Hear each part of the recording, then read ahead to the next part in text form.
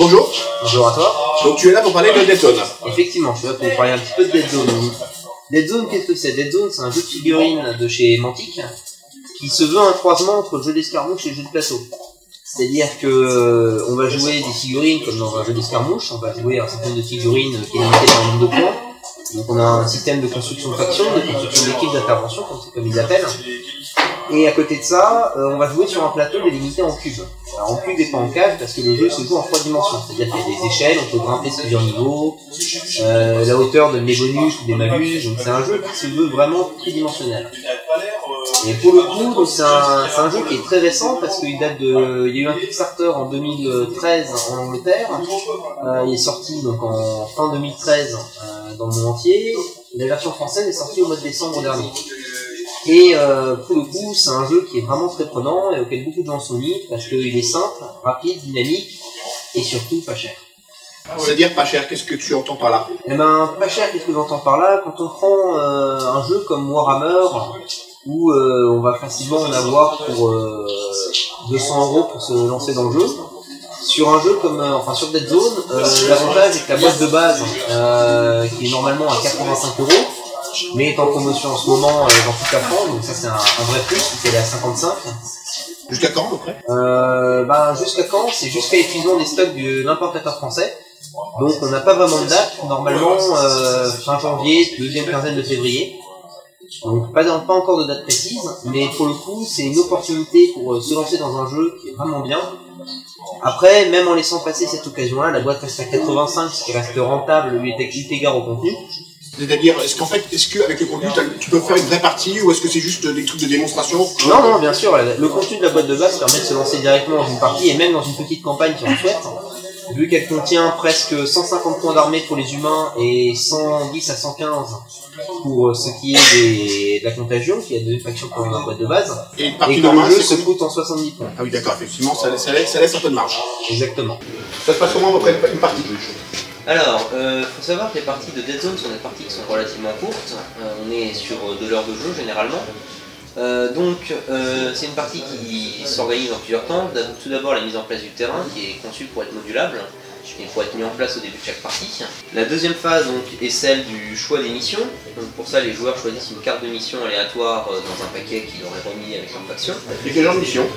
Les missions qu'on a seront de l'ordre soit de l'infiltration, donc où les joueurs devront sortir par la ligne de déploiement de l'adversaire, de l'élimination, où on devra tout simplement taper tout ce qui bouge, éventuellement de la récupération d'objectifs qui vont être dispersés selon certaines règles. Donc les objectifs sont quand même assez variés, et étant donné qu'ils sont tirés au hasard au début de chaque partie, ça nous donne quelque chose qui est assez équilibré. Et chaque adversaire choisit une mission. D'accord, donc c'est des missions différentes, ok. Oui. Au niveau des armées, en fait, tu as dit qu'il y avait des humains et la contagion. Alors, est-ce que tu peux en dire plus sur les armées et puis sur les autres ensuite? Bien sûr, donc sur les armées pour le moment, il y en a un certain nombre qui sont sortis. Donc les deux de la boîte de base sont les humains et la contagion, enfin les enforcers c'est la contagion. Donc les enforcers sont des soldats d'élite de la corporation, qui est le gouvernement mondial, enfin de la galaxie. Donc les enforcers sont une armée qui est excellente en tir, qui est assez mobile, mais qui va avoir tendance à manquer un petit peu de punch au corps à corps. De leur côté, la contagion, ce sont des pauvres airs qui ont été transformés par des artefacts aliens en monstres horribles, dont le but est de nettoyer toute vie sur le système, dans le système environnant. Donc c'est une armée qui n'est pas très douée encore en tir, vu que la plupart de leurs unités ne disposent pas de matériel pour faire du tir. Ça n'aide pas.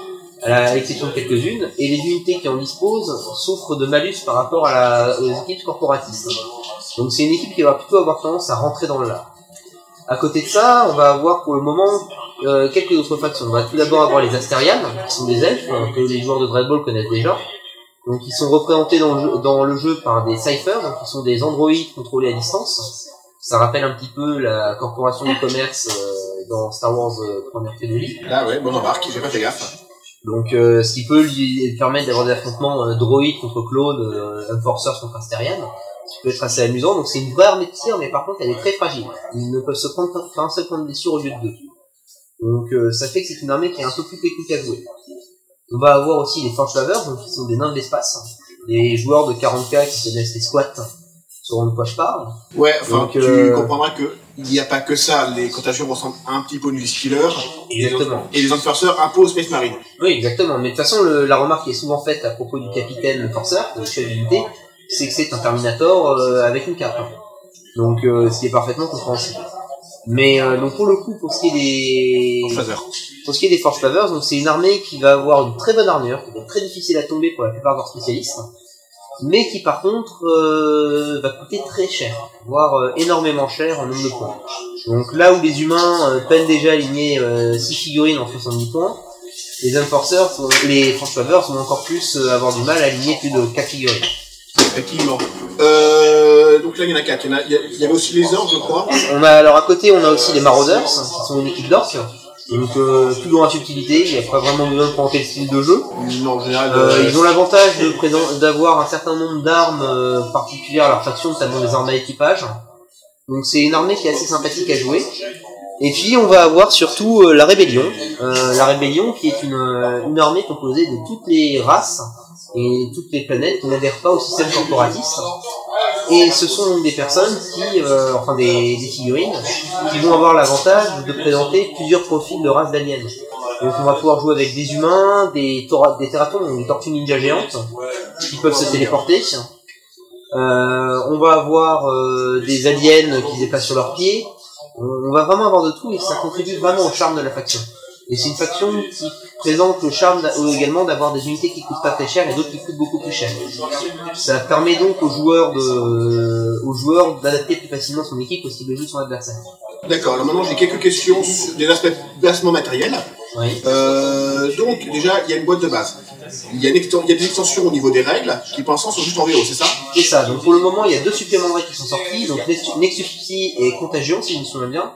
Donc ils sont 2 suppléments qui n'ont pas encore été traduits par l'importateur français, mais qui ne sauraient tarder, et qui permettent de rajouter notamment des scénarios, quelques compétences supplémentaires et un petit peu de background, donc toujours agréable. Toujours agréable. Ce sont des livres qui ne devraient pas coûter trop cher, donc d'après les dernières informations, ils devraient sortir en France aux alentours de 20 € le livre. Effectivement, ça va encore. Donc c'est un supplément intéressant. Ensuite, imaginons que je fasse une armée autre que la Contagion et les Enforcers. Oui. Ça coûte à peu près combien? C'est relativement simple. Monter une armée en dehors de la Contagion et des Enforcers ne coûte pas très cher, vu qu'un starter d'équipe, ici, donc chez Chronic Games, le starter d'équipe est à 27,90 €. C'est grosso modo le prix auquel on le trouvera un peu partout. Je l'ai vu à 35 dans quelques autres magasins, faut bien 25 dans d'autres. Il faut bien voir que pour certains jeux, c'est le prix des figurines. C'est exactement ça. Donc un starter de 8 à 10 figurines va correspondre à certains blisters d'une figurine, voire pour parler de 40K, à certains blisters de 4 figurines. Voilà. Donc on est quand même sur du jeu très économique, comme je disais tout à l'heure. Et il y a un booster aussi, enfin un truc pour augmenter un peu, c'est ça qui exactement. Combien? Il y a des boosters d'extension, donc pour les équipes qui contiennent entre 1 et 5 figurines. Donc une figurine, c'est soit pour des mercenaires titrés qui coûtent un certain nombre de points, mais par contre qui permettent de rajouter un bon nombre de bonus et qui se jouent en solo, donc cela coûte environ 7 à 8 €. On a des gros robots, donc notamment le Stunbot des Marauders, qui est un walker assez immense piloté par un gobelin dégénéré, donc qui coûte une vingtaine d'euros, et en fait toutes les extensions quasiment d'armée sont à 20 € et elles contiennent entre 3 et 6 figurines.